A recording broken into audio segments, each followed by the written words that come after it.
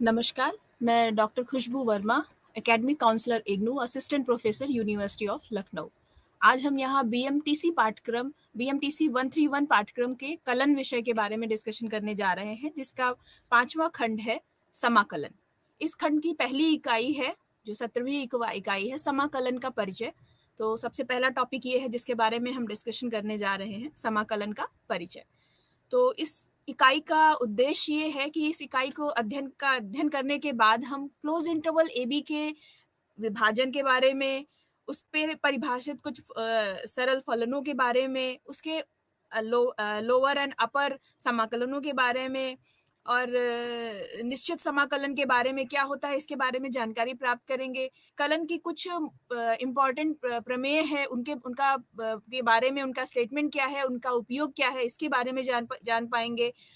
फलन के पूर्वक यानी प्रति अवकलज यानी प्रिमिटिव की बात की जा रही है यहाँ पर, कि प्रिमिटिव क्या होता है इसके बारे में जान पाएंगे। इन सब का क्या उपयोग है किसी सरल फलन को का समाकलन एंड अवकलन करने में, इसका उपयोग हम यहाँ पर जान पाएंगे। तो सबसे पहले हम डिस्कस करने जा रहे हैं कि समाकलनीयता होती क्या है।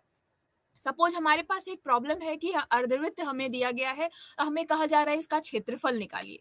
तो क्षेत्रफल निकालने के लिए तरीका ये है कि हमने एक तरीका यहाँ पर हमने निर्गम की विधि यहाँ पर उपयोग किया है, जिसका इस विधि के अनुसार हमें ये करना होता है कि हम अर्धवृत्त के अंदर अर्धवृत्त के जो वक्र दिया हुआ है इसको बहुभुज में कन्वर्ट कर देते हैं, बहुत सारी भुजाओं में इसको कन्वर्ट कर देते हैं। तो आपने देखा कि बहुभुज में कन्वर्ट करने के दो तरीके हैं, एक यहाँ पर लाल रंग के कलर से डिफाइन किया गया है, दूसरे को पर्पल कलर से यहाँ पर बैंगनी कलर से यहाँ पर दिखाया गया है। चित्रका को अगर आप ध्यान दीजिए तो इसको बहुभुज में कन्वर्ट किया गया है, जो वृत्त के बाहर के एरिया को भी थोड़ा थोड़ा कवर कर रहा है, जिसको हम कहेंगे कि ये आपका क्षेत्रफल का अपर बाउंड है। और चित्रखा को अगर आप देखिए तो जो ये बैगनी कलर के यहाँ पर एरिया को प्रदर्शित कर रहा है, जिसमें आप देख सकते हैं, क्लियरली देख सकते हैं कि कुछ कुछ क्षेत्रफल रह जा रहे हैं। ये क्या कहेगा, ये अर्धवृत्त के क्षेत्रफल का लोअर बाउंड कहलाएगा यहाँ पर। और इन दोनों ही फिगर को एक दूसरे के ऊपर ओवरलैप करिए तो जो यहाँ पर डिफरेंस आता है इन दोनों के फिगर में, एरिया में, उसको यहाँ पर पीले रंग से दिखाने की कोशिश करी गई है, जो आकृति 2 में आप इसको साफ तौर पे देख सकते हैं कि पीले रंग का जो यहाँ पर एरिया दिखाया जा रहा है वो आपका अपर बाउंड में वो ज्यादा उतना लिया जा रहा है, और लोअर बाउंड में अगर हम किसी भी क्षेत्रफल का लोअर बाउंड अगर हम ले रहे हैं तो उतना ही एरिया कम हो जा रहा है। तो दोनों ही तरीके से थोड़ा थोड़ा एरर क्षेत्रफल निकालने में, अर्धवृत्त का क्षेत्रफल निकालने में आता जा रहा है। अब इस प्रॉब्लम आती है कि अब इस एरर को हम कम कैसे करें।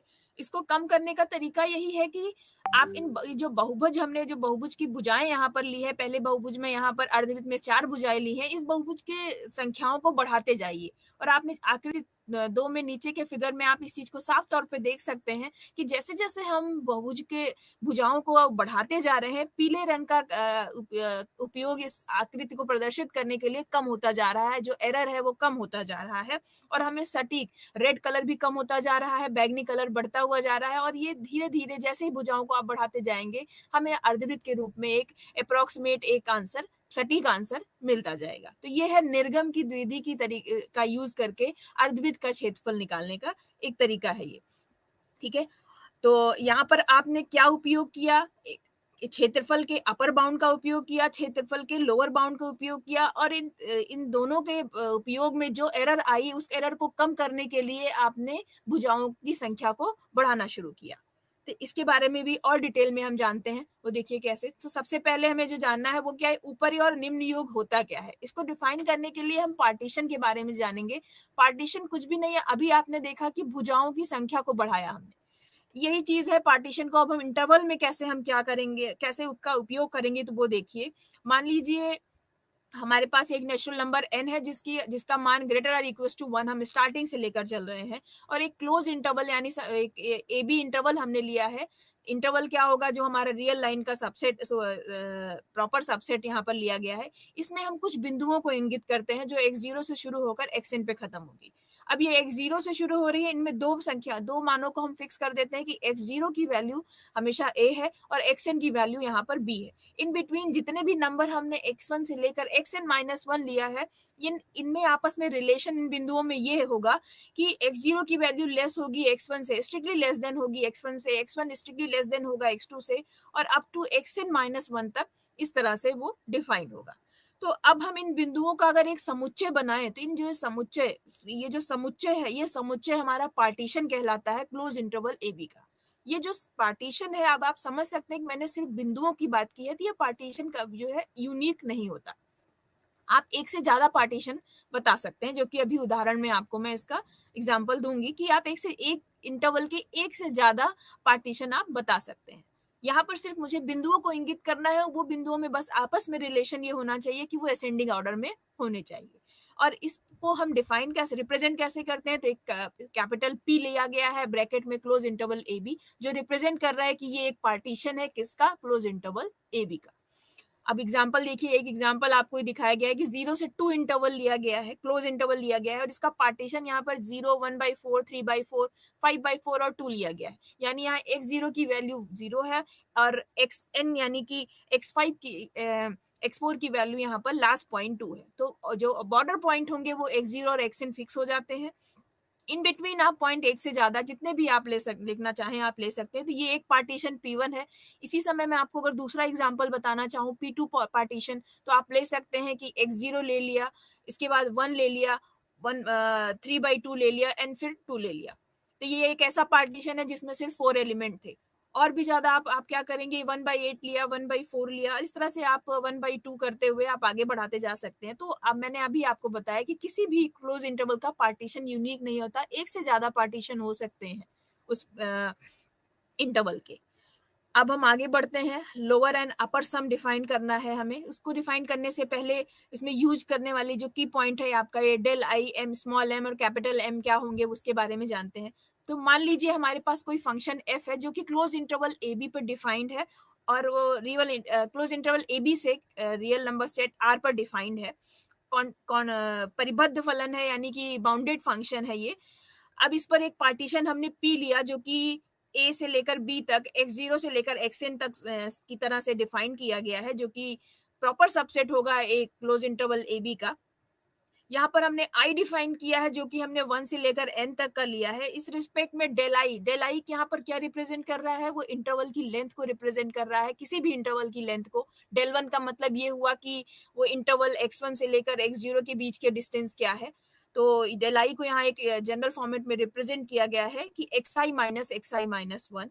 स्मॉल एम आई की वैल्यू क्या है, वो इन्फिनिमम होगी फंक्शन एफ एक्स की मान की वैल्यू, जो कि x पर डिफाइंड होगा किसी भी एक स्मॉलेस्ट इंटरवल xi-1 से लेकर xi तक। कैपिटल mi की वैल्यू क्या होगी, वो सुप्रीमम वैल्यू होगी फंक्शन एफ एक्स की वैल्यू पर, जहां पर x किस में बिलोंग कर रहा है, इंटरवल xi-1 xi। इसके जो सब इंटरवल पे डिफाइन कितने भी फंक्शंस की जो वैल्यू होगी उसका ही ये सुप्रीमम और इन्फीमम है। अब हम अपर सम और लोअर सम को डिफाइन कर सकते हैं। अपर सम का जो यहाँ पर रिप्रेजेंटेशन है उसको कैपिटल U P F से डिफाइन किया गया है। यहाँ पर P क्या है, यानी कि आपका जो सबसे पहले जो फंक्शन F लिया गया है वो फंक्शन किसी क्लोज इंटरवल पर डिफाइंड होगा। कैपिटल P क्या है, वो उस फंक्शन जिस भी क्लोज इंटरवल पर डिफाइंड होगा उसका पार्टीशन को रिप्रेजेंट कर रहा है। और U क्या रिप्रेजेंट कर रहा है, ये अपर वर्ड से U लिया गया है, कैपिटल U। तो ये कहीं पर भी UPF लिखा है तो यानी ये अपर सम डिफाइन कर रहा है किसी फंक्शन F का with respect to close interval and with respect to partition P। इसी तरह लोअर सम या निम्न योग जिसको हम हिंदी में कह सकते हैं कि LPF डिफाइन किया गया है, जहां पर L वर्ड आपका ये L लेटर लोअर L से लिया गया है, जिसको हम हमेशा कैपिटल से ही रिप्रेजेंट करेंगे। तो UPF यानी अपर सम की वैल्यू क्या होगी, summation I is equal to 1 to n capital MI del I, and lower sum की का मान होगा summation I is equal to 1 to n small MI del I। ठीक है, अब आगे बढ़ते हैं, ऊपरी और निम्न समाकलन के बारे में हम डिस्कशन करने जा रहे थे। इससे पहले एक एग्जांपल जरा एक डिस्कस करते हैं कि सपोज हमारे पास एक वक्र है 4x³ - 12x² + 9x + 1। जिसका यहाँ पर कर्व ब्लैक कलर से आपका कर्व यहाँ पर फिगर में तीनों फिगर में डिफाइन किया गया है। अब इसको 0 से लेकर 2 के इंटरवल के बीच में इसका क्या समाकलन होगा उसके बारे में जरा डिस्कशन करके देखते हैं। तो समाकलन में आपने सबसे पहले स्लाइड में समाकलनीयता में आपने देखा कि अर्धवृत्त में हमने क्या किया था कि अपर बाउंड एंड क्षेत्रफल का लोअर बाउंड वहां पर हमने डिफाइन किया था। यहाँ पर भी हम यही करने जा रहे हैं कि जो भी इसके इस कर्व के नीचे जो भी एरिया है, अगर जो भी क्षेत्रफल ये कवर कर रहा है उसका क्षेत्रफल निकालने के लिए हम छोटे छोटे आयतों का प्रयोग करेंगे। ये आयत क्या होंगे? इसको आयत बनाने के दो तरीके हो सकते हैं कि या तो आयत पूर्णतया उस कर्व के नीचे बिलोंग करेगा या फिर वो थोड़ा थोड़ा पूरे कवर के एरिया को कवर करने के लिए थोड़ा थोड़ा उसका एरिया कवर से वक्र से ऊपर चला जाएगा। ऊपर जाने वाले एरिया को यहाँ पर रेड कलर से डिफाइन किया गया है और जो नीचे एरिया यहाँ पर रिप्रेजेंट किया गया है उसको हम बैगनी कलर से यहाँ पर हमने डिफाइन किया है। तो आप चित्र संख्या का में देख सकते हैं कि हमने 0 से 2 तक का जो इंटरवल है, अगर उसके हमने 6 आयत वहां पर लिया, उस इंटरवल को 6 पार्ट में हमने डिवाइड किया जहाँ पे 6 उपविभाजन दिखा हुआ है। वो कौन से हमने यहाँ पर एक पर्टिकुलर फिक्स पॉइंट पर आप देखिए आयत बनाए गए हैं। आयत का क्षेत्रफल यहाँ पर एक दूसरे से भिन्न हो सकता है, बट उसकी चौड़ाई आप देखेंगे सबकी समान है, लंबाई भले भिन्न है, चौड़ाई सबकी समान है। ठीक है, तो आप ये देख सकते हैं कि लाल रंग का उसका ऊपर योग यानी अपर बाउंड क्षेत्रफल जो हमने निकाला उसकी वैल्यू 5.03 निकल रही है। और अगर हम बैगनी कलर के आयतों का क्षेत्रफल निकाल कर उनका योग कर दें तो वो 3.07 निकल रहा है। और एक्चुअल में जब इसका एरिया इस अंडर कर्व इसको निकालने की कोशिश की गई तो वो पाया गया कि 0 से 2 के बीच में fx dx की वैल्यू 4 होनी चाहिए। तो आपने ये पाया कि ओरिजिनल जो हमारा एरिया है वो ऊपर योग और निम्न योग के बीच में है। तो ये किस पे डिपेंड किया? विभाजन पे। अब विभाजन का यहाँ पे उपयोग देखिए, चित्र खा में हमने क्या किया, इसी क्षेत्रफल को निकालने के लिए हमने 10 विभाजन ले लिया। तो मैंने आपको पहले ही बताया कि किसी भी इंटरवल का पार्टीशन यूनिक नहीं होता, आप एक से ज्यादा पार्टीशन ले सकते हैं। उसी का महत्वपूर्ण क्या प्रयोग है यहाँ पर आप देखिए कि वो हमारे आंसर पे किस तरह से प्रभाव डाल रहा है। कि पहले में हमने सिर्फ 6 विभाजन लिया तो आंसर हमारा 5 और 5.03 एंड 3.07 आया और हमारा ओरिजिनल आंसर इसके बीच में लाई कर रहा है।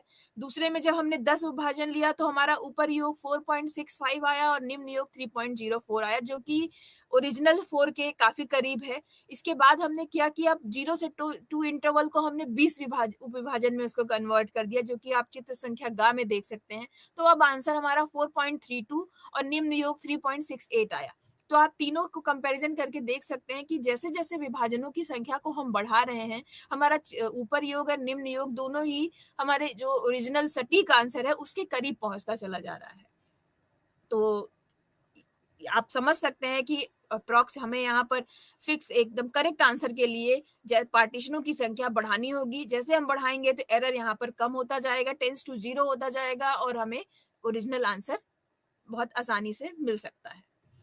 तो इसकी इस पर डिफाइंड अपर सम और लोअर सम और पार्टीशन का आपने महत्वपूर्ण यूज आपने देखा। इस पर डिफाइंड कुछ प्रमेय है, उसके स्टेटमेंट्स को यहाँ पर देखिए, जिसका प्रूफ आप बाद में हम इसके बारे में डिस्कशन करेंगे।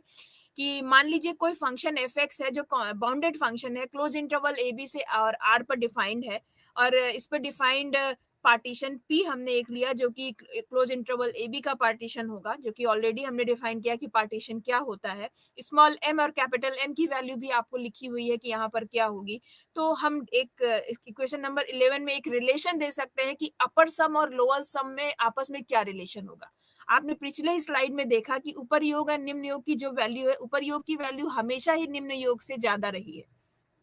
तो यहाँ पर आप उस चीज को रिलेट कर सकते हैं कि लोअर सम की वैल्यू हमेशा less or equal to upper सम होगी। और स्मॉल एन कैपिटल एम में क्या रिलेशन होगा, तो small m into b minus a length of the interval less or equal to lower sum less or equal to upper sum less or equal to capital M into length of the interval b minus a होगी। तो ये एक important relation है अपना answer भी check करने का कि हम सही डायरेक्शन में है समाकलन करने के लिए। प्रमेय नंबर 2 क्या बता रही है कि मान लीजिए वही फंक्शन है, बाउंडेड फंक्शन है, defined over close interval A B to R एक हमें दिया है और एफ हमारा समाकलन अगर हो सकता है तो for every epsilon greater than 0 वहां पर एक विभाजन जरूर एग्जिस्ट करेगा सच दैट कि modulus of upper sum and lower sum with respect to the partition P हमेशा लेस और स्ट्रिक्टली लेस देन होगा एप्सिलॉन के। तो ये भी एक इंपॉर्टेंट रिलेशन है अपर एंड लोअर सम में। थर्ड एक रिजल्ट पे आता है, इन सबको स्टडी करने के बाद हम एक क्लियर स्ट्रेट फॉरवर्ड स्टेटमेंट दे सकते हैं कि अगर एफ कोई हमारा फलन है जो कि क्लोज इंटरवल ए बी से आर पर डिफाइंड है, एफ हमारा अगर बाउंडेड है, मोनोटोनिक या फिर कॉन्टिन्यूटी में से दोनों में से कोई एक चीज है, तो एफ हमारा हमेशा समाकलनीय होता है।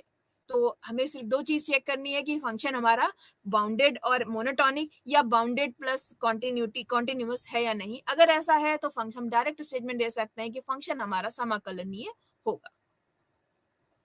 अब हम यहाँ पर एक एग्जाम्पल में जो भी हमने यहाँ पर लोअर एंड अपर सम दिखा है उसको एक एग्जाम्पल में अप्लाई करके देखते हैं। तो इसके लिए हमने एक स्पेशल फंक्शन लिया है जिसको स्टेप फंक्शन या पग फलन भी कहते हैं। पग फलन हमारा इनफाइनाइट इंटरवल में भी डिफाइंड होता है, पर यहाँ पर उदाहरण के तौर पर हमने उसको -1 से लेकर 1 के बीच में हम यहाँ पर उसको समाकलन करने जा रहे हैं। तो एफ एक्स एक हमने फंक्शन लिया जिसकी वैल्यू 0 है -1 से 0 के बीच में, और वैल्यू 1 है 0 से लेकर 1 के बीच में।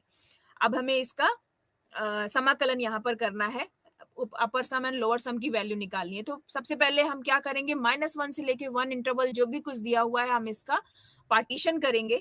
p की वैल्यू क्या होगी, यहाँ पर x0 की वैल्यू हम फिक्स कर देंगे -1 और xn की वैल्यू फिक्स कर देंगे जो कि इसका बाउंड्री पॉइंट होगा 1। इसके बीच में जो भी बिंदु होंगे वो x0 से लेकर xn -1 तक हम कुछ भी डिफाइन कर देंगे, जिसपे रिलेशन बस यही ध्यान हमें देना है कि x0 की वैल्यू लेस देन x1 होगी, लेस देन x2 होगी, up to so on xn तक इस तरह से डिफाइन होगी। अब हम मान लेते हैं I0 इस प्रकार हमने एक पॉइंट यहाँ पर फिक्स किया है कि I0 की वैल्यू स्ट्रिक्टली लेस देन 0 है, strictly less or equal to I0 plus 1 होगी। इस पर हम स्मॉल m के डिफाइन कर देंगे। स्मॉल m के की वैल्यू 0 होगी यदि k की वैल्यू 0 से I0 प्लस 1 के बीच में लाई करे, और 1 होगी जब k की वैल्यू I0 प्लस 1 से लेकर k की value less or equal to n के बीच में डिफाइन करे। अब हम देख सकते हैं कि उप अंतराल यानी यहाँ पे सब इंटरवल -1 से लेकर xi0 में fx की वैल्यू 0 है। इसी तरह से अब हम डिफाइन कर सकते हैं कि k की वैल्यू अगर 1 से लेकर I0 के बीच में लाई करेगी, इन सभी के लिए mk की वैल्यू हमारी 0 होगी। साथ ही xi0 से लेकर 0 ओपन इंटरवल 0 तक में fx की वैल्यू 0 है। इसीलिए सभी k की वैल्यू I0 से +1 से लेकर लिए भी mk की वैल्यू यहाँ पर 0 है, क्योंकि I0 प्लस 1 से लेकर xn में fx की वैल्यू हमेशा 1 है। इसलिए हम कह सकते हैं कि k की value strictly greater than I0 plus 1 के लिए mk की वैल्यू 1 होगी। अब हम लोअर सम यहाँ पर बता सकते हैं कि इसकी वैल्यू क्या होगी। तो lower sum with respect to this partition, हमारा यहाँ फंक्शन f पर जो भी वैल्यू दे रखा है इसकी वैल्यू xn माइनस xi0, मैं लास्ट लाइन सीधे बता दे रही हूँ कि xn माइनस xi0 प्लस 1 होगी। अब हमने पहले से ही डिफाइन कर दिया है कि xn की वैल्यू फिक्स होगी जो कि बाउंड्री पॉइंट आपका 1 है। तो यानी लोअर सम की वैल्यू इस स्टेप फंक्शन के लिए 1 माइनस xi0 प्लस 1 होगी। ठीक है, अब हम अपर सम के बारे में बात करने जा रहे हैं। अपर सम को डिफाइन करने से पहले हमें कैपिटल M की वैल्यू यहाँ पर निकालनी होगी। जैसे कि हमने स्मॉल m के यहाँ पर डिफाइन किया, ऐसे ही कैपिटल M के यहाँ पर डिफाइन करना होगा। m के की वैल्यू क्या होगी, अगेन यहाँ पर 0 होगी अगर k की वैल्यू 0 से लेकर I0 के बीच में लाई करे, और 1 होगी k की वैल्यू अगर I0 प्लस 1 से लेकर n तक बीच में लाई करे। इस तरह से हम अपर सम के बारे में बता सकते हैं, जो कि आपका summation k is equal to 0 से I0, k is equal to I plus 1 से लेकर n तक के बीच में डिफाइंड हो, और दोनों ही वैल्यू को आपको 0 एंड 1 रखने के बाद हमें मिलेगा xn माइनस xi0। xn की वैल्यू क्या होती है इस इंटरवल के लिए, यहाँ पर हमने 1 फिक्स की है, यानी अपर सम की वैल्यू यहाँ पर 1 माइनस xi0 हमें मिल जाएगी, जिसको अब हमें एक्चुअल एक्यूरेट वैल्यू निकालने के लिए ये xi0 की वैल्यू अगर हमने यहाँ पर माइनस ई लिया तो हम देखते हैं कि ये हमारा 1 की ओर अग्रेसर होता जा रहा है, यानी कि इसका अपर सम की वैल्यू टेंस टू 1 है। लोअर सम की वैल्यू भी xi0 की वैल्यू माइनस ई लेने पर भी टेंस टू 1 है। तो हम इस निष्कर्ष पे पहुंच सकते हैं कि इसका वैल्यू समाकलन ऑफ स्टेप फंक्शन या पग फंक्शन की वैल्यू यहाँ पर 1 होगी। तो इस उदाहरण को देखने के बाद आप एक निष्कर्ष पे पहुंच सकते हैं, जिसके परिभाषा के रूप में यहाँ पर दिया गया है कि मान लीजिए कोई फंक्शन है क्लोज इंटरवल ए बी पर डिफाइंड हो, और वो पहले बता दिया मैंने कि वो क्लोज फंक्शन है, यहाँ पर परिबद्ध फलन है अगर मान लीजिए, तो वो समाकलनीय तभी कहलाता है जब उसका लोअर सम और अपर सम दोनों ही बराबर हो। इस एग्जाम्पल में देखिए, लोअर सम और अपर सम की वैल्यू आपकी यहाँ पर 1 माइनस एक्स आई जीरो प्लस 1 है और यहाँ पर 1 माइनस एक्स आई जीरो है। जब ये दोनों ही टेंस टू 1 होगा तभी हम कहेंगे कि फंक्शन हमारा समाकलनीय है, अदरवाइज नहीं।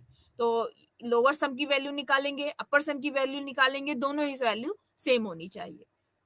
प्रमेय नंबर 4 का स्टेटमेंट देखिए कि यदि हमारा फंक्शन है क्लोज इंटरवल जो कि universal a to b, close interval A B से आर पर डिफाइंड हो, एक अचर पर डिफाइंड है, तो इसके लिए एक फिक्स फंक्शन अगर हमने एफ एक्स लिया, कांस्टेंट फंक्शन लिया, अचर फलन लिया एफ एक्स की वैल्यू के, जहां पर के बिलोंग्स टू आर है, तो इन ए से बी तक का integration of F x D x की वैल्यू के टू बी माइनस से हम डायरेक्ट लिख सकते हैं।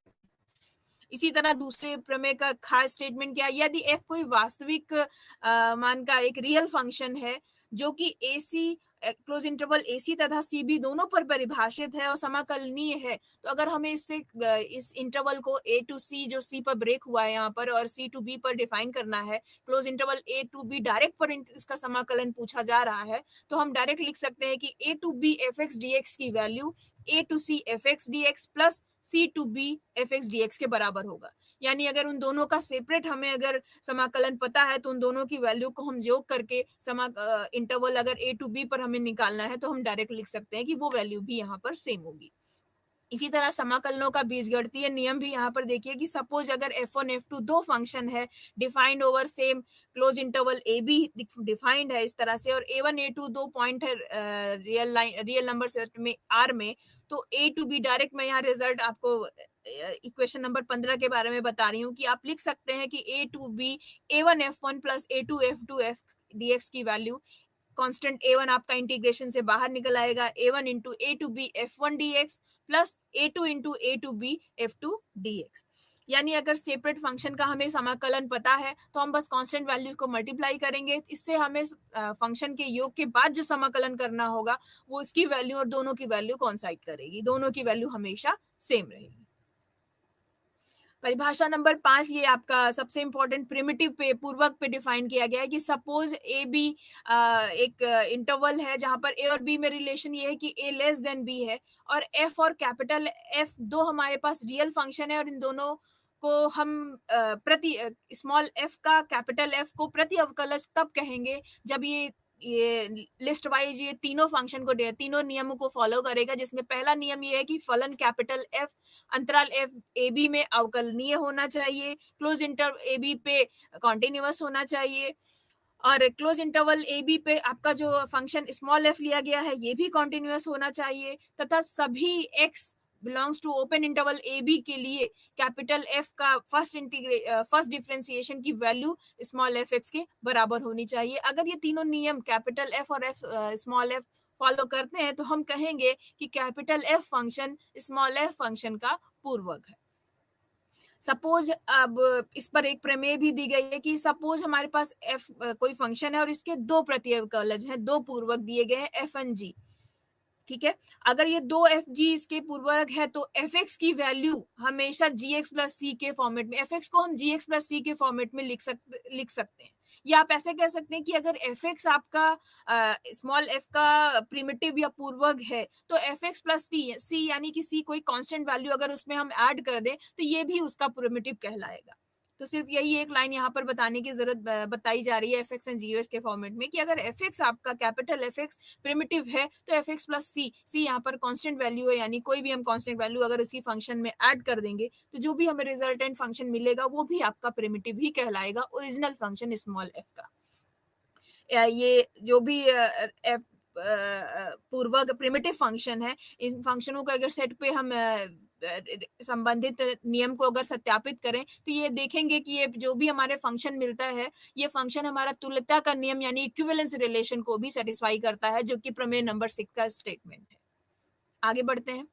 ये हमने उदाहरण लिया है जो भी यहाँ प्रिमिटिव की इंपॉर्टेंस को समझने के लिए कि सपोज यहाँ पे एग्जांपल नंबर 1 है कि अगर हमें क्वेश्चन दिया है कि हमें डिफरेंशिएट करना है integration 0 to x² sin t dt का, तो हम कैसे करेंगे? इसको निकालने के लिए हम श्रृंखला नियम का यहाँ पे प्रयोग करने जा रहे हैं। हम लेते हैं कि सपोज v एक नया वेरिएबल इंक्लूड करते हैं small v is equal to x square है। अगर v is equal to x square यहाँ पर है और कैपिटल एफ एक्स हमने यहाँ पर ले लिया है कि 0 to x square sine t d t के बारे में, स्मॉल एफ टी क्या यहाँ पर है साइन टी अगर हम लेते हैं तो d by d x f capital F x की value d upon d v f v d v by d x हो जाएगी। अब यहाँ से अगर हम देखें तो d by d v of f v की वैल्यू स्मॉल एफ वी यानी कि साइन एक्स स्क्वायर है। साथ ही अगर आपने v की वैल्यू एक्स स्क्वायर लिया है तो इसका डिफरेंशिएशन 2x होगा। अब हम finally d by d x 0 to x square sine t d t की वैल्यू लिख सकते हैं जो कि वैल्यू होगी 2x into sine x square, जिसको हमने प्रूव के यहाँ पर capital F x and small F T या एफ एक्स आप कह सकते हैं कि में डिफाइन करके हमने निकाला। इसी तरह आप एग्जांपल 2 एंड 3 को भी यहाँ पर सॉल्व कर सकते हैं। एग्जांपल 2 में हमने स्मॉल v की वैल्यू साइन x लेकर इसे सॉल्व किया है। इस एग्जांपल नंबर 3 में क्योंकि यहाँ पर टी स्क्वायर टी दो फंक्शनों का योग करके दिया हुआ है और अभी आपने पिछले ही प्रमेय में फंक्शनों के बीजगणितीय नियम को फॉलो करते हुए एक स्टेटमेंट दिया था कि अगर दो फंक्शन दोनों अगर कॉन्टिन्यूअस हैं, डिफरेंशिएबल हैं, तो हम उनको ब्रेक करके भी लिख सकते हैं, उनको सेपरेटली उनका इंटीग्रेशन निकाल कर भी सॉल्व कर सकते हैं। तो यहाँ पर टी स्क्वायर टी पॉलिनोमियल है, इसको हम ब्रेक करके D by D T of integration T square function D by D T integration of small T function को भी ब्रेक करके हम सॉल्व कर सकते हैं। नेक्स्ट और भी एग्जांपल देखिए कि अगर इंटीग्रेशन एक्स क्यूब या इंटीग्रेशन इसके पर में 3/2 इस तरह से अगर रेशनल फंक्शंस कुछ भी घातों के चेंज करके अगर फंक्शंस दिए गए होंगे तो उसका समाकलन हम कैसे करेंगे। तो क्वेश्चन नंबर 1 देखिए, यहाँ पे इंटीग्रेशन एक्स क्यूब डीएक्स दे रखा है। अब ये क्या है, ये तो डायरेक्ट इंटीग्रेशन हमने जो अगर आपने याद हो उस इकाई में कि x raise to the power n का इंटीग्रेशन क्या होता था, integration x raise to power n plus one upon n plus one plus c, एक कांस्टेंट सी हम ये निकालते थे। तो ये डायरेक्ट यहाँ पर देखिए एन की वैल्यू 3 दे रखी है तो हम फॉर्मूला ही लगाकर वैल्यू लिख सकते हैं कि x raise to the power 4 upon 4 plus c इसका आंसर होगा। एग्जाम्पल नंबर 2 में अब आप देखिए x raise to the power 3/2 दिया हुआ है, ये भी हम सारणी से एन की वैल्यू 3/2 पुट करके हम ये वैल्यू निकाल सकते हैं। क्वेश्चन नंबर 3 में 1 upon x raise to the power 5 लिखा हुआ है। 5 को हम क्या करेंगे, पहले ही इसको न्यूमरेटर में ले जाकर -5 में कन्वर्ट करके अब हम उसको सारणी के फॉर्मूले में अप्लाई करके n की वैल्यू -5 लेकर इसको हम सॉल्व कर सकते हैं। एग्जांपल नंबर 4 में अगर आप देखिए 1 upon x raise to the power 7/5 लिखा हुआ है, इसको भी हम सारणी के फॉर्मूले में कन्वर्ट करने के लिए न्यूमरेटर में ले जाकर x raise to the power -7/5 लिख सकते हैं, जहां पर n की वैल्यू -7/5 लेकर इसको हम सॉल्व कर सकते हैं। पांचवें क्वेश्चन में नंबर क्वेश्चन में देखिए ये क्या दे रखा है, x5 plus 3x cube minus 2x, यहाँ पर भी सम ऑफ पॉलिनोमियल टर्म्स दे रखे हैं। इनका इंटीग्रेशन करने के लिए अभी आपने पिछली प्रमेय में बीजगणितीय नियम को देखा था कि समाकलन में बीजगणितीय नियम फंक्शन फॉलो करता है कुछ निश्चित रूल के ऊपर। तो हम क्या करेंगे, इन फंक्शनों को सेपरेट इंटीग्रेशन पहले ऑपरेट करके अलग कर लेंगे और उसके बाद x raise to the power 5 पे एन की वैल्यू 5 लेकर, एक्स क्यूब में एन की वैल्यू 3 लेकर और एक्स में एन की वैल्यू 1 लेकर इसका इंटीग्रेशन निकाल सकते हैं। इसी तरह ही यहाँ पर क्वेश्चन नंबर 6 तो यहाँ पर सॉल्व नहीं दिया गया है, ये आपके लिए होमवर्क है कि आप ये कर सकते हैं कैसे। न्यूमरेटर में x+1 होल क्यूब दे रखा है और डिनोमिनेटर में x स्क्वायर। इसको यहाँ पर इंटीग्रेशन करने से पहले हमें क्या करना होगा, पहले इसे सिंपल फंक्शन में कन्वर्ट करना होगा, यानी न्यूमरेटर में x की घात डिनोमिनेटर में x की घात से कम होनी चाहिए। तो न्यूमरेटर में पहले हमें न्यूमरेटर को डिनोमिनेटर से हमें डिवीजन रूल से भाग देना होगा और भाग करने के बाद इसको सरल फंक्शन में कन्वर्ट करके बीजगणितीय नियम अप्लाई करके तब हम इसको x raise to the power n में कन्वर्ट करके इसका इंटीग्रेशन कर सकते हैं। तो आइए हम नेक्स्ट इकाई पर के बारे में चर्चा करते हैं जिसका टॉपिक है नाम है समाकलन की विधियां। कौन कौन सी विधियां हैं ये हमें देखना है। इस इकाई का उद्देश्य यही है कि इसको पढ़ने के बाद हम कुछ समाकलन को सरल करने तथा उसके मान निकालने में प्रतिस्थापन विधि को किस तरह से अप्लाई करेंगे ये हमें सीखना है। जब भी संभव होगा दो फलनों के गुणनखंड अगर फंक्शन के फॉर्मेट में दे रखा होगा, कैसे हम उसको सिंपल फंक्शन में कन्वर्ट करेंगे, कैसे उसका समाकलन करेंगे, ये हमें सीखना है। जब एक परिमेय फलन, आंशिक भिन्न या फलनों के अलग अलग प्रकार जो भी यहाँ पर दिए होंगे या कुछ ऐसे फलन भी दिए होंगे जो त्रिकोणमितीय फलन है और अपरिमेय फलन भी दिए होंगे, इनका समाकलन हमें कैसे करना होगा, किस नियम से करना होगा, उसके बारे में यहाँ पर हम जानेंगे। तो सबसे पहले हम प्रतिस्थापन विधि क्या है, हम इससे कैसे इसको निकाल सकते हैं, किसी फंक्शन का इंटीग्रेशन कैसे कर सकते हैं। तो देखिए, पिछली इकाई में हमें जो फंक्शंस मिले थे वो डायरेक्ट क्या थे, फॉर्मूले जो हमारे सारणी हमने पिछली इकाइयों में पढ़ रखा है उसी पर ही बेस्ड थे। यहाँ पर क्या होगा, फंक्शन हमारा मूल बिंदु से या कहेंगे कि किसी भी एक पॉइंट से डिफरेंट किसी पॉइंट पर स्थित होगा, हमें पहले उसको फॉर्मूले के फॉर्मेट में कन्वर्ट करना होगा और हम तभी उसमें हम सॉल्व कर सकते हैं। तो इसमें कन्वर्ट करने की जो विधि है यही प्रतिस्थापन विधि है। वो देखिए हम क्या करेंगे। तो प्रमेय नंबर 1 में ही आपको दिया हुआ है रूल लैंग्वेज फॉर्मेट में कि हमें क्या करना है कि सपोज यूएक्स का अंतराल सीडी में एक संतत कॉन्टिन्यूअस एक अवकलज है तथा यूसीडी की वैल्यू आपके क्लोज इंटरवल ए बी है। साथ ही मान लीजिए कि क्लोज इंटरवल ए बी पे एफ एक्स एक फंक्शन डिफाइंड है जो कि कॉन्टिन्यूअस है तथा ए बी में एफ का एक प्रति अवकलज यानी प्रिमिटिव कैपिटल एफ एक्स है। तब हम अंतराल सी डी में प्राप्त क्या करेंगे, integration of f of u x function u first differentiation of u x D x की value capital F of u x plus c होगा। ये तो था मैथमेटिकल इक्वेशन नंबर 1 के फॉर्मेट में। इसका एप्लीकेशन पार्ट जरा उदाहरण नंबर 1 में हम देखते हैं कि हमें क्या कहने की कोशिश की जा रही है कि सपोज हमारे पास समस्या ये है कि इंटीग्रेशन करना है 2x + 1 raise to the power 9 का। पिछले यूनिट में जो हमने पढ़ा था वहां पर क्या था, x raise to the power n के बारे में हमारे पास फॉर्मूला था। अब अगर हम 2x + 1 raise to the power 9 को ओपन करने लगे और उसको पॉलिनोमियल में कन्वर्ट करने लगेंगे तो हमें हमारा बहुत समय ये बर्बाद चला जाएगा। तो इसको प्रतिस्थापन विधि से हम कैसे चुटकियों में, कैसे कम समय में अपना समय बचाकर कैसे कर सकते हैं, तो वो आइए देखिए। यहाँ पर हम क्या करेंगे, 2x + 1 raise to the power n है, x के बारे में बात की जा रही है। तो हमारा टारगेट यही है कि 2x + 1 को कैसे भी करके हम something x raise to the power n के फॉर्मेट में हम इसे कन्वर्ट करें। इसको कन्वर्ट करने के लिए हमने ux की वैल्यू को 2x + 1 में एज्यूम कर लिया है। अब du/dx की वैल्यू अगर हम निकालें तो वो वैल्यू 2 आ गई है। अब इंटीग्रेशन डायरेक्ट हम 2x + 1 raise to the power dx को हम लिखने के यहाँ पर योग्य हो गए हैं। इक्वेशन नंबर 1 का उपयोग करके हम लिख सकते हैं कि 1/9 integration 2x + 2 raise to the power 2x + 1 raise to the power n × 2 dx को हम लिख सकते हैं 1/2 u raise to the power 9 du, क्योंकि हमने 2x + 1 को u से रिप्लेस कर दिया है। तो 2x + 1 की जगह पर हमने u लिख दिया। 2dx की वैल्यू क्या है, वो du होती है, तो उसको du से रिप्लेस कर दिया। अब अगर आप देखिए तो ये x raise to the power n के फॉर्मेट को रिप्रेजेंट कर रहा है। इसका इंटीग्रेशन हम n की वैल्यू 9 मानकर हम लिख सकते हैं, जो कि u raise to the power 10 हो जाएगी अपॉन 10 + c।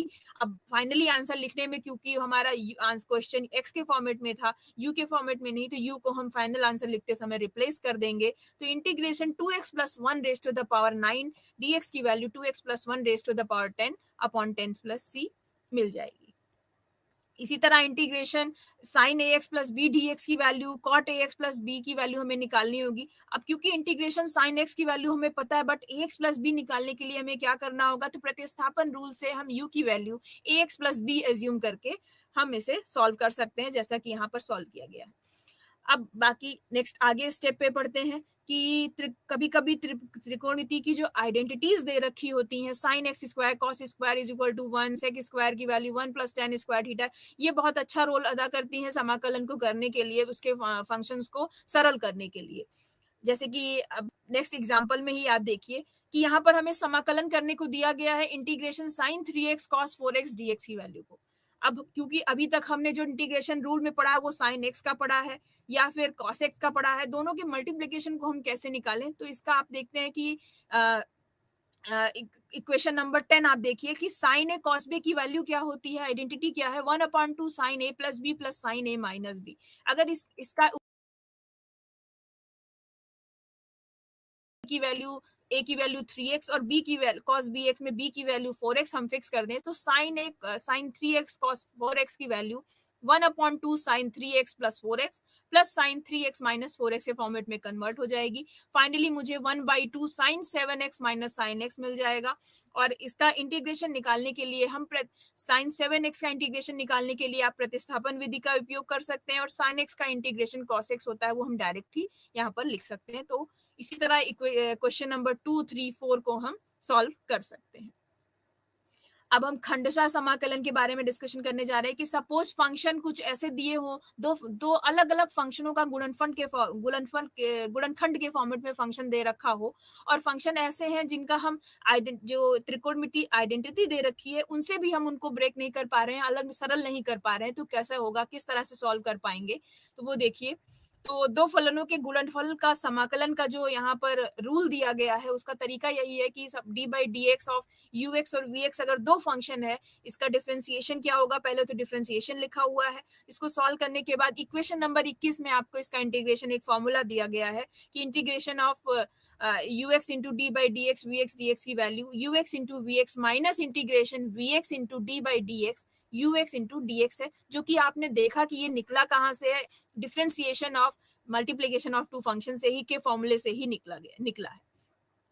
ठीक है, तो वहीं से ही ये सॉल्व किया गया है। तो इक्वेशन नंबर 21 हमें माइंड में रखना पड़ेगा कि किसी भी दो फंक्शन के गुणनफल का समाकलन हम कैसे करते हैं। उसका एप्लीकेशन देखिए, उदाहरण नंबर इसी स्लाइड पे उदाहरण नंबर 10 पर हमने इक्वेशन नंबर 1 को यहाँ पर सॉल्व किया है। वो देखिए कैसे करेंगे कि सपोज हमें दिया हुआ इंटीग्रेशन लॉग एक्स फंक्शन का मान निकालने को।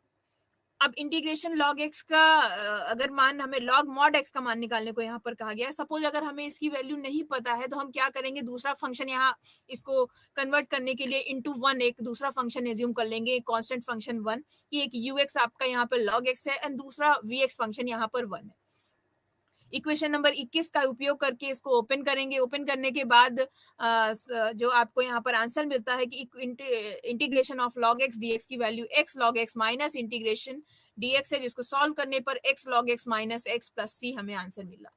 इसी तरह क्वेश्चन नंबर 2 में देखिए, दो फंक्शन का क्लियर गुणनफल x into e raise to power x दे रखा है। x का हमें इंटीग्रेशन पता है, e raise to power x का इंटीग्रेशन पता है, but x into e raise to power x का इंटीग्रेशन क्या होगा, ये किसी भी त्रिकोणमिति या किसी भी आइडेंटिटी से ये चेंज भी नहीं हो पा रहा है। इसको चेंज करने के लिए इसको सरल करने कैसे करेंगे, तो इसका हमें खंडशः यहाँ पे समाकलन का उपयोग करेंगे। यू एक्स आप एज्यूम कर लीजिए कि एक्स है और वी एक्स वहां पर एज्यूम कर लीजिए ई रेस टू पावर एक्स है। अब अगर इक्वेशन नंबर 21 इस पे अप्लाई करेंगे तो अप्लाई करने के बाद x into e raise to power x minus e raise to power x plus c हमें आंसर यहाँ पर मिल जाएगा। इसी तरह ये उदाहरण नंबर 17 यहाँ पर दे रखा है, 2x plus 3 upon x square minus 4x plus 5 को समाकलन कैसे करना है। तो इसको समाकलन करने से पहले हमें इसको सिंपल फंक्शन में कन्वर्ट करना होगा। सिंपल फंक्शन में कन्वर्ट करने के बाद हम इसे F dash x upon F x के रूप में कन्वर्ट करके इसका इंटीग्रेशन हम कर सकते हैं। अब हम प्रतिस्थापन की विधि को और आगे फंक्शन पे अप्लाई करके देखते हैं कि कैसे होगा। तो यहाँ पर देखिए, अगर कोई फंक्शन हमें इस तरह से दे रखा है 1 upon x into x raise to the power 5 plus 1, इसको हम कैसे करेंगे, तो इसको इंटीग्रेट करने के लिए सबसे पहले हमें किसी भी तरह इसको F dash x upon F x में कन्वर्ट करना होता है। तो इसके लिए हम एज्यूम करते हैं कि suppose x raise to the power 5 को हम t एज्यूम करें तो dt बाई डी एक्स की value 5x raise to the power 4 हो जाएगी। अब हम अगर x को t में कन्वर्ट कर दें, कन्वर्ट करने के बाद हम पाते हैं कि यहाँ पर 1/5 dt upon T into T plus one के फॉर्मेट में, एक सरल फंक्शन के फॉर्मेट में ये मुझे मिल गया है। इसको हम अगर रेशनलाइज कर ले 1/t माइनस परमेयीकरण से हम 1/t minus 1/t plus one लिख सकते हैं। और ये एक सिंपल फंक्शन है जिसका इंटीग्रेशन डायरेक्टली लिखने के बाद हम x को रिप्लेस कर सकते हैं तो हमें आंसर मिल जाएगा, जो कि लास्ट लाइन यहाँ पर आंसर को रिफ्लेक्ट कर रहा है। तो प्रतिस्थापन की विधि को इस तरह से रिप्लेस टी इंक्लूड करके भी हम ऐसे कर सकते हैं। अब हम अपरिमेय फलों के बारे में यहाँ पर डिस्कस करने जा रहे हैं कि कुछ ऐसे ही फंक्शन है जिनको पी बाई पी एक्स और क्यू एस के फॉर्मेट में हम नहीं लिख पा रहे, तो वो कैसे होंगी। उनमें से पहला प्रॉब्लम, सपोज अगर ऐसा फंक्शन दे रखा हो जिसमें एक्स की केवल भिन्नात्मक घातें दे रखी है। अगर x की भिन्नात्मक घातें दे रखी है तो उसको क्या करेंगे, तो हम x यहाँ पर देखिए उदाहरण नंबर 30 दे रखा है, इसमें हम क्या करेंगे, ऐसे फंक्शन को ऐसे x को ऐसे रिप्लेस करेंगे कि जो भी ये हमारी भिन्नात्मक घातें हैं वो पूर्णांक में कन्वर्ट हो जाएं। जैसे कि 1/3 1/2 1/3 दे रखा है, यहाँ पर 2 और 3 का एलसीएम 6 है, तो हम x की value t raise to power 6 से रिप्लेस कर देंगे। ऐसा रिप्लेस करने से क्या होगा कि जो हमारा इंटीग्रांट होगा उसमें सारी घातें पूर्णांक में कन्वर्ट हो जाएगी और वो हमारे लिए आसानी हो जाएगी इंटीग्रेट करने में। नेक्स्ट ये कुछ लाइन जो भी यूनिट आपने अभी पढ़ी उसके सारांश के बारे में है। यहाँ पर लाइन बाय लाइन हमने यहाँ पर इंगित कर दिया कि इस यूनिट को पढ़ने के बाद हमने क्या क्या जानकारी प्राप्त की है। यहाँ पर तो कुछ त्रिकोणमितीय फंक्शन के फंक्शनों का उपयोग करके उनकी सर्वसमिकाओं को यूज करके इंटीग्रेशन कैसे करेंगे, प्रतिस्थापन विधि से कैसे इंटीग्रेट करेंगे, कैसे हम परिमेय फंक्शन को और सरल करके उसका इंटीग्रेशन करेंगे। पी एक्स और क्यू अपॉन क्यू एक्स में जैसे नंबर 1 में यहाँ पर दिया हुआ है कि कोई भी फंक्शन अगर हमें दे रखा है तो हम डायरेक्ट इंटीग्रेशन ना करके पहले हम उसे इसका सरलीकरण करेंगे, उसको सरल बनाने की कोशिश करेंगे कि न्यूमरेटर की घात हमेशा डिनोमिनेटर की घात से कम होनी चाहिए। अगर घातें भिन्नात्मक में दे रखी हैं तो उसको या भिन्नात्मक घातें दे रखी हैं तो उसको हम पूर्णांक में कैसे कन्वर्ट करेंगे रिप्लेसमेंट के बाद। आखिरी में 5वें का दूसरा पॉइंट देखिए, अगर निम्नात्मक घातें जैसे कि अंडर रूट इस तरह से दे रखा होगा तो हमें इसे पूर्णांक में कन्वर्ट करने के बाद हम कैसे इसका इंटीग्रेशन कर पाएंगे। इस यूनिट से हमें ये जानकारी प्राप्त हुई। अब आते हैं हम नेक्स्ट यूनिट समानयन सूत्र के बारे में।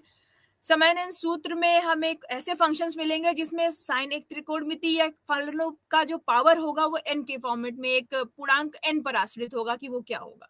तो ऐसी इस तरह के जो फंक्शंस होते हैं इनका इंटीग्रेशन करने पे ये अपने ही आपके फंक्शन को रिपीट करते जाते हैं और ऐसे इस तरह के फंक्शन समाकलन प्रक्रिया को हम मेथड ऑफ सक्सेसिव रिडक्शन या फिर उत्तरोत्तर समानयन की विधि कहते हैं।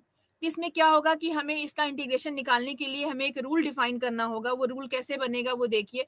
अगर यहाँ पर सपोज हमें एक उदाहरण दे रखा है कि उदाहरण से इसको समझने की कोशिश करते हैं कि integration x raise to the power n e raise to power x dx का एक हमें समानयन सूत्र सक्सेसिव रिडक्शन फॉर्मूला यहाँ पर डिफाइन करना होगा। तो वो कैसे होगा, तो इसमें देखते हैं कि x जो भी समाकलन में आपका जो भी वेरिएबल है वो x है इस उदाहरण में, ठीक है।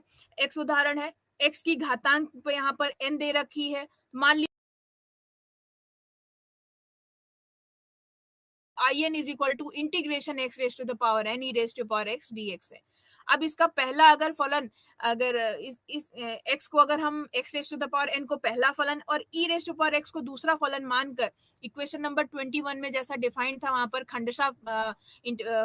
खंडसा समाकलन रूल से इसको इंटीग्रेट कर दें तो हमें इंटीग्रेशन के बाद मिलता है कि in की value x raise to the power n e raise to power x minus n into जो भी ये इंटीग्रेशन फॉर्मेट में मिला है, अगर इसको हम देखें ध्यान से तो ये in माइनस 1 को रिप्रेजेंट कर रहा है, यानी यहाँ पर इंटीग्रांट अपने आप को रिपीट कर रहा है। तो ऐसे फॉर्मूले ही हमारे सक्सेसिव रिडक्शन फॉर्मूले कहलाते हैं। तो इस इंटीग्रेशन के लिए रिडक्शन फॉर्मूला हमारा in ये होगा, जहां पर n की डिफरेंट वैल्यू से के लिए हमें इसका इंटीग्रेशन मिलता जाएगा। अब हम त्रिकोणमितीय फलनों का सक्सेसिव डिफरेंशिएशन यहाँ फॉर्मूला डिफाइन करने जा रहे हैं, वो कैसे होगा। तो अगर integration x raise to the power n sine alpha dx दे रखा होगा, इसका इंटीग्रेशन कैसे होगा, तो हम यही करेंगे कि यहाँ पर n क्या डिफाइन किया गया है, ग्रेटर इक्वल टू 2 के लिए डिफाइन किया गया है। तो हम क्या करेंगे, पहला function x raise to power n assume करेंगे, दूसरा function sine alpha x assume करेंगे एंड इक्वेशन नंबर खंडशः समाकलन नियम से इसको अगर हम ओपन करते हैं तो हम पाते हैं कि in की value x raise to the power n sine alpha x upon alpha minus n upon alpha in minus 1 मिलता है इक्वेशन नंबर 5। इसका पुनः डिफरेंशिएशन आगे बढ़ते हैं तो हमें इक्वेशन नंबर 6 के फॉर्मेट में इसका फॉर्मूला मिलता है। तो इस तरह से ही सारे ही त्रिकोणमितीय function x raise to the power n sin x and cos alpha इनको डिफाइन करेंगे। अब आगे इस उदाहरण में देखिए लास्ट लाइन लिखी है कि इसका उपयोग करके x स्क्वायर cos 4x की वैल्यू dx की वैल्यू निकालिए।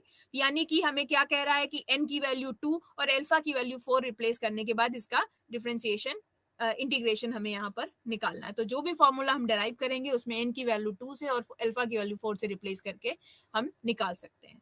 और आगे बढ़ते हैं तो integration sine raise to the power n x का डिफरेंस यहाँ पर फॉर्मूला समानयन सूत्र निकालने के लिए हम कैसे निकालेंगे। तो पहला फंक्शन हम एज्यूम कर लेते हैं कि साइन एन एक्स है और दूसरा sine raise to the power n minus 1 x है एंड दूसरा फंक्शन साइन एक्स यहाँ पर एज्यूम कर लेते हैं।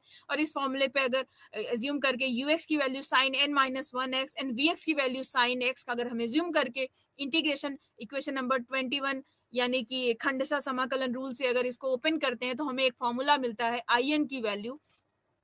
पहले यहाँ पर cos पहले सॉल्व किया गया है। in की वैल्यू जो हमें मिली है integration cos n minus 1 into sine x upon n plus n minus 1 upon n in minus 2 जो कि टोटली n पर यहाँ पर डिपेंड कर रहा है। तो अगर अब हमें इंटीग्रेशन साइन क्यूब या साइन रेज टू पावर 10 या 5 n की डिफरेंट वैल्यूज पे हमें इंटीग्रेशन पूछा जाएगा तो हम यहाँ पर n की डिफरेंट वैल्यू रख कर हम इसका इंटीग्रेशन निकाल सकते हैं। क्योंकि ये कॉस की value n not equal to 0 के लिए मान्य है, बल्कि नेगेटिव वैल्यू के लिए ये मान्य नहीं है, तो इसको अगर इंटीग्रेशन में ये वैल्यू पूछी जाती है तो इसके लिए हमें integration sec raise to the power n dx, sec raise to power n x dx की वैल्यू यहाँ पर हमें निकालनी होगी। तो इसका भी formula sec raise to the power n into x D x का भी फॉर्मूला हमें निकालने के लिए सेम विधि का ही पालन करना होगा, जैसे कि हमने साइन और कॉस यहाँ पर डिफाइन किया है।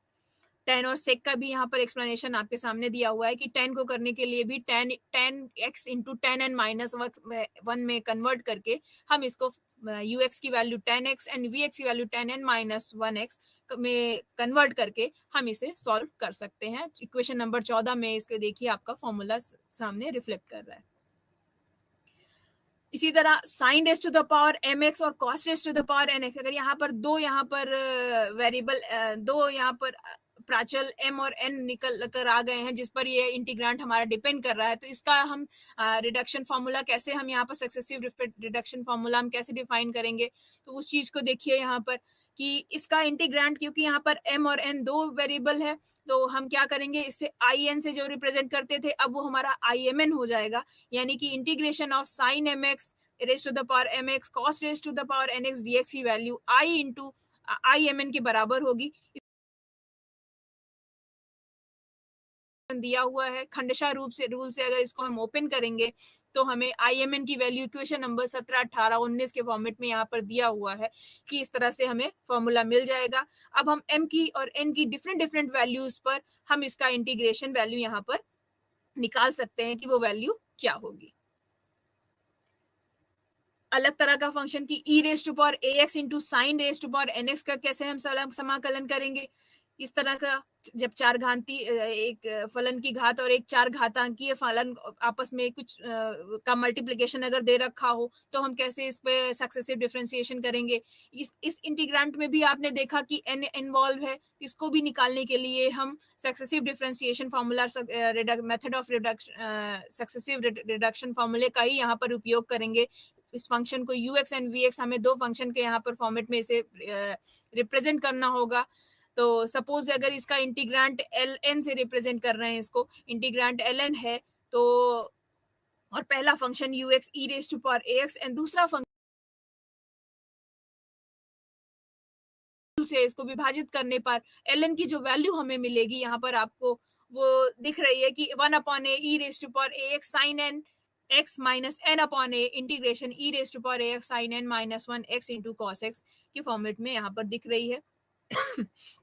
अगर n की डिफरेंट वैल्यूज पे अब हमें इंटीग्रेशन अगर पूछा जाता है तो इक्वेशन नंबर 22 पे मैंने डायरेक्ट यहाँ पर आपका फॉर्मूला एक रिपीट करके यहाँ पर लिख दिया है कि ln की वैल्यू इक्वेशन नंबर 2 में यहाँ पे 22 में रिप्रेजेंट कर रही है कि वो फॉर्मूला क्या है। तो ये हमारे माइंड में होना चाहिए कि फॉर्मूला है, क्योंकि ये एक्सप्रेशन इतना टिपिकल है, तो ऐसे क्वेश्चंस को करने के लिए हमें ये रूल पता होना चाहिए कि हम यहाँ तक इस फॉर्मूले को प्रूव करने के लिए या इस फॉर्मूले तक को ड्राइव करने के लिए हमने क्या किया।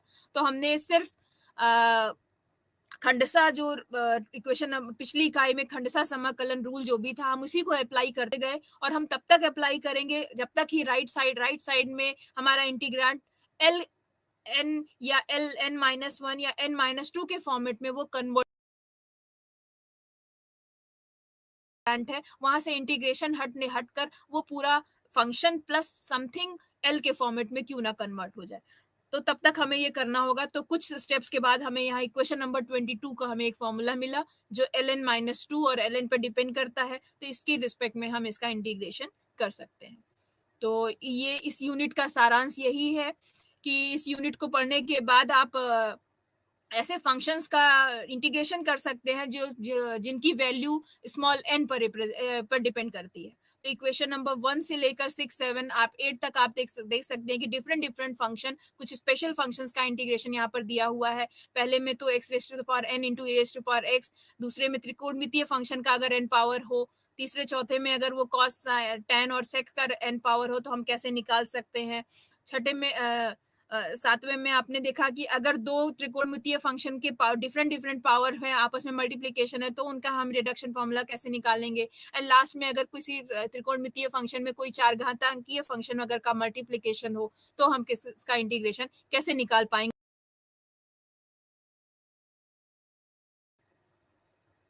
आइए हम इस इकाई की लास्ट यूनिट इकाई नंबर 20 जो समाकलन के अनुप्रयोग है जिसका नाम, इसके बारे में अब डिस्कशन करने जा रहे हैं। पिछली यूनिट में हमने जितने भी नियम पढ़े, जितने भी रूल्स हमने देखे, अब उन्हीं का ही इस सवालों पर हम उसका अप्लाई करने जा रहे हैं कि हम कैसे उसका उपयोग अपना कॉमन सेंस यूज करके किस तरह से अपने फलनों को और आसान करके और आसान तरीके से हम उसका इंटीग्रेशन कैसे करेंगे, ये देखिए। तो इस इकाई का उद्देश्य यही है कि हमें अगर कोई वक्र दे रखा है तो उन दो वक्रों के बीच का क्षेत्रफल क्या होगा वो कैसे निकालना है वो हम निकाल पाएंगे। या कोई वक्र दे रखा हो तो उसकी लंबाई क्या होगी, सुप्रसिद्ध समतल वक्रों की चाप की लंबाई क्या होगी, ये उसकी चर्चा कर पाएंगे। या कोई भी एक नॉर्मल वक्र दे रखा होगा तो उसकी अप्रोक्सीमेट लंबाई कितनी होगी, ये क्या होगी वैल्यू, वो हम निकाल पाएंगे।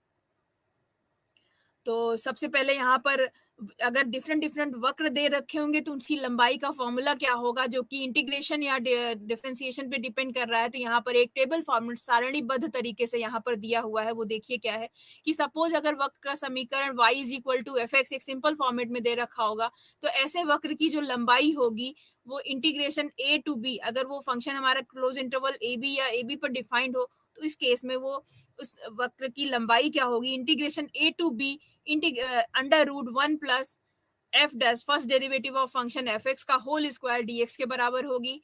अगर वो फंक्शन जिसमें x is equal to g y, यानी x हमारा dependent variable y independent variable के फॉर्मेट में लिखा होगा, x is equal to something function of y यानी जी वाई के फॉर्मेट में दिया होगा, तो उसकी लंबाई क्या होगी, c to d integration c to d under root 1 plus g dash y x square dx, ये होगा। अगर कोई वक्र ऐसा दे रखा होगा जिसका प्राचलिक रूप में दे रखा होगा जो किसी एक नए वेरिएबल t पे डिपेंड करता है, यानी x की वैल्यू फाई टी और y की वैल्यू साई टी, अगर हमें ऐसे दे रखी है, ऐसे फंक्शंस दे रखे हैं, तो इस तरह के फंक्शंस में वक्र की लंबाई क्या होगी। इस केस में हम integration alpha to beta under root psi dash t whole square plus phi dash t whole square dt के फॉर्मेट में हम निकालेंगे।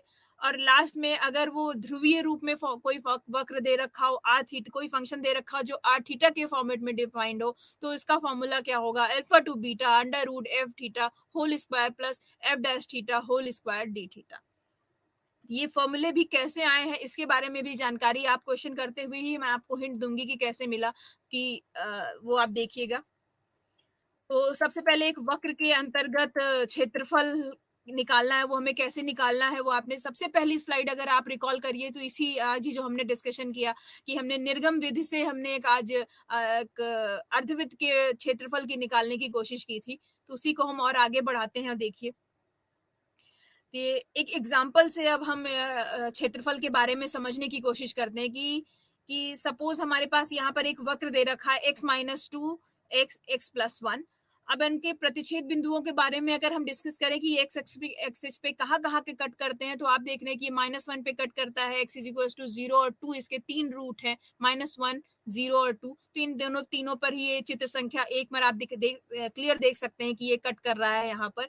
अब इसके ये एक्स से की तरफ ये कितना इसने क्षेत्रफल कवर कर रखा है, यही यहाँ पर हमें इसको निकालना है। तो आप देखते हैं कि -1 से लेकर 0 पर ये अपर साइड में क्षेत्रफल को इसने कवर किया है और 0 से लेकर 2 तक ये लोअर साइड में क्षेत्रफल को कवर कर रखा है। तो इसके बारे में आप देखिए कि वैल्यू क्या होगी। तो इंटीग्रेशन -1 से लेकर 0 तक इस फंक्शन की जो भी वैल्यू होगी वो यहाँ पर आप देखिए, वो सॉल्व करने के बाद मुझे 5/12 मुझे मान मिला, जो कि पॉजिटिव फॉर्मेट में है। और 0 से लेकर 2 तक का क्षेत्रफल जो हमने यहाँ पर निकाला है वो क्षेत्रफल हमें यहाँ पर वैल्यू -8/3 यहाँ पर मिला हुआ है। ठीक है, तो 5/13 आकृति आप देख रहे हैं वो क्षेत्रफल A1 है, आकृति में वो A1 के फॉर्मेट में रिप्रेजेंट है, और -8/3 आकृति वन में वो A2 के फॉर्मेट में यहाँ पर लाइनों से रिप्रेजेंट किया गया है, जो कि ऋणात्मक चिन्ह के साथ है। अब ये क्षेत्रफल आपके दिमाग में ये आ सकता है कि क्षेत्रफल ऋणात्मक क्यों है? क्षेत्रफल तो कोई पर्टिकुलर एक वैल्यू होगी, वो ऋणात्मक क्यों है? तो ऋणात्मक साइन यही रिप्रेजेंट कर रहा है कि वो अपर साइड में है या लोअर साइड में। क्वेश्चन अब पूछा जाता है कि टोटल क्षेत्रफल एरिया क्या है, तो हम क्या करेंगे, दोनों की एरिया को हम ऐड, वास्तविक क्षेत्रफल दोनों की नेगेटिव साइन को यहाँ पर इंक्लूड एक्सक्लूड करके दोनों की क्षेत्रफल एरिया को ऐड करके ही बताएंगे। तो यानी total area A B O से लेकर ओ सी डी एरिया को ऐड करके बताएंगे, वो वैल्यू होगी 5/12 प्लस 8/3। तो यहाँ पर जो पॉइंट दिमाग में सेट करने वाली बात है कि एरिया हमेशा हमें जो भी यहाँ पे मिलेगा वो पॉजिटिव फॉर्मेट में मिलेगा, तो भी हमें यहाँ पर ओरिजिनल एरिया हम बता सकते हैं कि क्या है। तो व्यापक रूप में यहाँ पर लास्ट लाइन बोल्ड करके लिखा हुआ है, यदि किसी अंतराल ए बी में एफ एक्स की value less or equal to 0 आती है तो हम X is equal to A से बी तक वक्र Y is equal to F x के अंतर्गत क्षेत्रफल को minus into A to B F x D X कर लेते हैं। ठीक है, तो इसी फॉर्मेट में अब हम आंसर आपको यहाँ पर दिया जा सकता है कि आंसर 37/12 है।